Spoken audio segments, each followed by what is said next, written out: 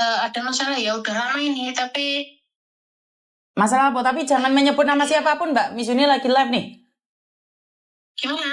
Jangan pernah menyebut nama siapapun, termasuk namamu sendiri, karena Miss Yuni lagi live. Kenapa, Mbak? Oke. Gini ya Miss, saya kan dulu lama itu konver seseorang, dia itu cowok. Setelah 3 hari, semingguan, terus salah satu teman saya juga TKW Hongkong inbox saya, katanya, ada yang mau berteman sama kamu. Mana siapa, kata saya. Coba screen Facebooknya, terus di screen, ternyata dia perempuan orang Pati juga. Orang Pati, saya Kudus tapi. Terus saya konfer, terus saya konfer ke info. Katanya, apa kamu kenal Facebook yang namanya ini, gitu. Nah, yang namanya itu sama kan banyak, coba screen itu Facebooknya. Setelah di screen dikirim ke saya, iya, saya berteman semingguan tadi, kata saya konfer. Terus, apa dia suami kamu? Terus dia itu minta WA, katanya mau cerita di WA, setelah masuk WA, dia bercerita ke sana kemari, katanya si cowok itu pacaran 3 tahun, dan dia minjem uang sebanyak 12 juta, ibunya juga minta uang, keluarganya semua minjem uang. Nah terus dia cerita itu, dia juga ngirim videonya mereka di saat video call seks. Setelah bla bla bla bla cerita ngalor itu, lama-lama dia cewek itu cemburu sama saya. Disangkanya saya mau sama cowoknya itu saja, saya jelaskan saya sudah tua, saya punya suami, dan itu hanya sekedar teman Facebook. Memang iya, menurut KTP-nya itu tetangganya kakek saya. Tapi saya tidak kenal dia. Si cewek itu di Malaysia, si ceweknya itu di Taiwan, sedangkan saya di Hong Kong.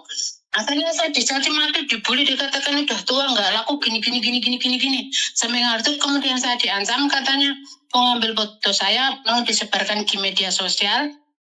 Terus dia bilang biar supaya saya ada yang kenal, dan banyak yang mau sama saya sehingga saya laku, kata dia. Itu saya ngancam, kalau sekali-kali berani ngambil foto saya, apalagi diposting di Facebook, saya tidak tinggal diam, kata saya begitu.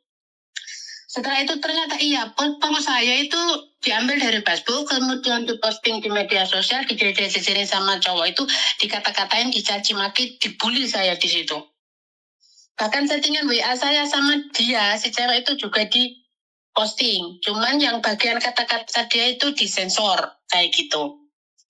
Kemudian di Facebook saya komen, kenapa kamu begitu? Saya tidak terima dan gini, saya komen. Terus chattingan kita yang di WA tadi saya screen, saya posting pula tanpa saya sensor biar semuanya orang tahu. Setelah itu Facebook saya diblokir. Tapi lain kali lagi, besoknya lagi dia masih mau posting foto saya dijejerin sama cowok itu, lagi-lagi dengan hal yang sama. Itu saya dapat pemberitahuan dari teman-teman screenshotan. Terus lama-lama saya bagaimana, saya ngadu ke cowoknya itu, katanya tolong itu cewek kamu, katain jangan, bilangin jangan posting foto saya lah, saya itu nggak ada urusan dengan kalian, saya nggak kenal kalian, kayak gitu. Ya nanti saya bilangin dia gitu. Setelah cowok itu bilang katanya udah tak kasih tahu, tapi masih lagi-lagi Miss, foto saya itu diposting di jejer-jejeran sama cowok itu lagi-lagi. Akhirnya saya bilang lagi sama cowoknya itu, saya itu nggak ada urusan dengan kalian, tolong bilangin jangan posting foto saya gitu. Terus dia bilang, iya nanti tak bilangin lagi. Masih lagi begitu lagi. Terus saya minta tolong sambungkan telepon video call bertiga. Saya, kamu, dan dia. Saya mau klarifikasi maunya gimana. Saya itu nggak kenal kamu, nggak kenal dia, nggak tahu urusan kalian. Pas suatu hari saya dimasukin ke video call mereka, kemudian saya mau ngomong klarifikasi, tapi si cowok itu, si ceweknya itu sembunyi di balik layar, yakni nggak mau memperlihatkan mukanya, lalu bilang sama cowoknya, kamu harus bertanggung jawab sama saya atas perbuatan kamu. Si cowoknya bilang, apa yang harus kutanggung jawab? Apa kamu hamil karena saya? Atau aku pernah nyentuh kau? Kalau kau hamil karena saya kan tanggung jawab, katanya. Terus dia ngomong lagi, pokoknya kamu harus bertanggung jawab. Kayak gitu langsung dia keluar dari sambungan telepon tanpa memberi saya kesempatan untuk ngomong sama sekali. Saya minta lagi sama dia, tolong bilangin, sambungin lagi, tapi nggak diangkat. Setelah telepon selesai, dia bikin status lagi. Masih saja foto saya dijejerin sama si cowok itu. Dan katanya kamu si cowok, si A gitu. Disebut namanya, kemudian daerahnya, gila. Masa aku disambungkan telepon dengan perempuan tua itu yang kan nggak laku, katanya kayak gitu. Terus saya bilang, si cowoknya itu bilang sama-sama, kau aku beri foto-foto dia. Saya di situ bilang mau, tapi saya tidak menyangka, tidak ada sedikit pun dalam benak saya kalau foto yang mau dikirimkan saya itu foto di saat mereka berdua video call. Jadi itunya gitu loh, Miss. Saya kaget, saya terdiam. Saya sampai nggak bisa tidur semalam itu, sakit hati karena foto saya diposting, dikata-katain. Kalau ini sampai terdengar atau terlihat suami saya, keluarga saya hancur lah semua. Saya nangis semalaman nggak bisa tidur. Kemudian jam 1 malam saya ambil fotonya dia yang seksi, cuma nggak kelihatan, itu cuma tubuhnya saja gitu loh. Saya posting di Facebook. Saya kata, kenapa saya dihina sama orang ini gini. Sampai jam 8, jam 9 pagi, banyak yang komen teman-teman saya, tapi sebagian dari mereka mengatakan, janganlah diposting. Kenapa diposting? Ikut nambah-nambahin dosa kau, biarkan saja kau dihina, kayak gitu. Banyak sekali yang meminta saya untuk hapus itu postingan. Kemudian jam 10 pagi saya hapus. Setelah itu ada salah seorang inbox saya, katanya kamu dilaporin ke polisi karena kamu sudah posting fotonya si itu, foto porno kayak gitu. Saya bilang nggak takut, karena aku sudah peringatkan berkali-kali. Kenapa? Malu katanya, gini-gini saya melawan. Akhirnya biarkan saja. Dia punya paman pengacara, bodoh amat. Aku juga punya paman pengacara. Karena saya melakukan itu untuk menghindar perbuatannya. Bukan karena saya ingin mempermalukan dia, biar juga sama-sama tahu, kata saya begitu. Akhirnya ada lagi salah satu seorang cowok telepon, saya minta itu video call, kan nggak saya angkat, orang saya nggak suka ngangkat nomor telepon yang nggak saya kenal, apalagi itu video call. Akhirnya dia SMS terus mencaci maki saya, membuli saya, katanya saya mau dibunuh lah, mau dipecahin kepala saya lah, mau dicegat di jalan lah, gimana, kenapa kau berani-berani posting foto pacar saya. Tadi barusan dia bilang pacarnya si cowok yang punya berteman sama saya, sekarang ganti cowok yang lain lagi mengaku pacarnya. Saya nggak ngerespon dia lah. Saya pun bilang, aku juga minta tanggung jawab, kenapa foto saya diedarkan di media sosial, bahkan dibuat komen-komen, dikata-katain. Saya nggak ngerebut suaminya, nggak ngutang juga, aku nggak kenal sama mereka sama sekali. Saya bilang gitu sama dia. Nah kemarin lagi itu ada, aku nggak tahu, ternyata akun palsu itu juga untuk saya disuruh pulang, katanya saya mau dilaporan, saya sudah dilaporkan ke polisi. Saya bilang, oke, saya nggak apa-apa. Tapi kalau soal pulang saya atau nggak pulang saya bukan urusan kamu. Selama saya masih ingin kerja, ya kerja. Tapi kalau soal melapor saya siap, karena aku juga punya bukti bahwa dia sudah menyebarkan video pornonya dia bersama cowok itu dengan jelas. Tidak cuma ke saya, tapi ke banyak teman. Nah, sini ya jadi pikiran saya, Miss, bagaimana gitu loh. Bagaimana Suaminya. apanya? Bagaimana apanya, Bu? Bagaimana apanya? Bagaimana kalau misalnya saya benar-benar nanti aku pulang ternyata dilaporin. Kalau saya memposting foto dia yang seksi itu tadi. Oke, boleh saya nanya sedikit dulu sebelum saya ngomong yang lainnya?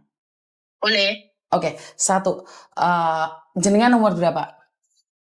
Saya sudah umur 47 sekarang. 47, oke. Dan pertanyaan saya, sampean kan punya suami nih tadi. Bener nggak? Sampean punya suami. Terus ngapain sampean SMS-an sama laki-laki lain? Saya tahu sampean nggak mencintai laki-laki tersebut.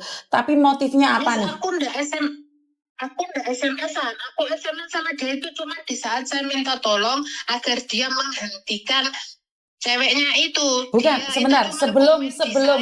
Sebentar. Jawab pertanyaan saya. Sebelum itu, bagaimana kamu caranya kenal dengan laki-laki ini? Aku tidak kenal dia, cuman minta pertemanan, kemudian komen di Facebook saya, katanya, Mbak tolong konver saya orang Pati, tetangganya kakek kamu. Begitu.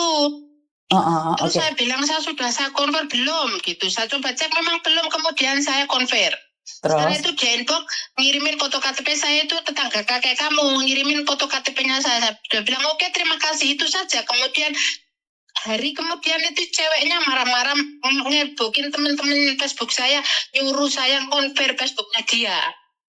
Oke, jadi percakapannya sampean hanya sebatas conference saja, tidak ada komen-komen yang lainnya?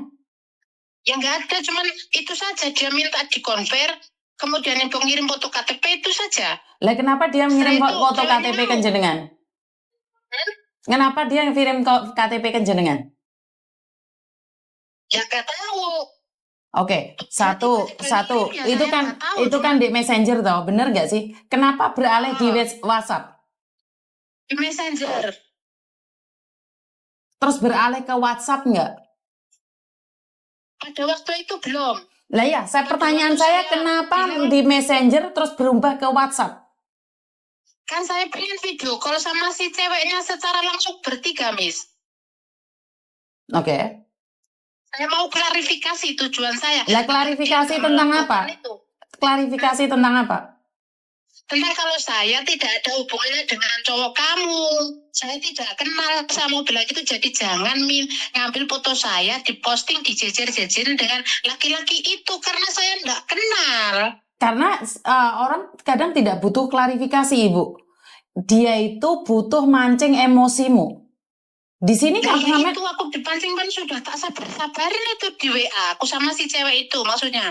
Iya, tapi kan Dia nggak. saya menghina, saya masih terima, tapi di saat dia ngancam mau ngambil foto saya, diposting di media sosialnya supaya ada orang yang banyak kenal saya sehingga saya laku, katanya kayak gitu.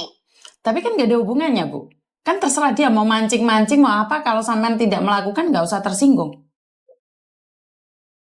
Ya saya nggak tersinggung, cuma saya tersinggungnya foto saya diposting di media sosial, dijejerin sama si cowok itu. Terus sekarang manfaatnya setelah tersinggung, sekarang sampean posting orang yang pakai baju seksi, apakah tidak berbahaya buat jenengan sendiri, Ibu? Nah ya itu yang saya mau tanyakan, karena saya emosi sudah tak kasih tahu jangan posting foto saya, masih saja. Tujuan saya supaya dia diem, nggak posting lagi, malu halnya seperti saya. Ibu, Aku jengkel karenanya, Miss. Ibu, sampean tahu nggak? Karena jengkel itu berakibat fatal pada diri sendiri. Sampean boleh Sebelumnya jengkel. saya nggak mikir ke situ. Sebelumnya saya mikirnya yang penting dia berhenti menghina saya, memposting foto saya. Ya udah, kalau sekarang urusannya panjang, terus ngapain sampean tanya solusinya ke saya? Kan sampean maunya memberhentikan dia. Makanya Iya. Makanya saya nggak ada solusi, Bu. Kalau sampean sama saya aja juga mententeng-mententeng, saya nggak bisa ngasih solusi, Ibu. Agak direm kalau memang sampean butuh solusi. Kalau sampean mau debat, ya saya nggak bisa dong. Makanya saya nanya nih, kalau jenengan memaksakan diri pendapatan jenengan, berarti kan jenengan sudah tahu caranya seperti apa dan bagaimana.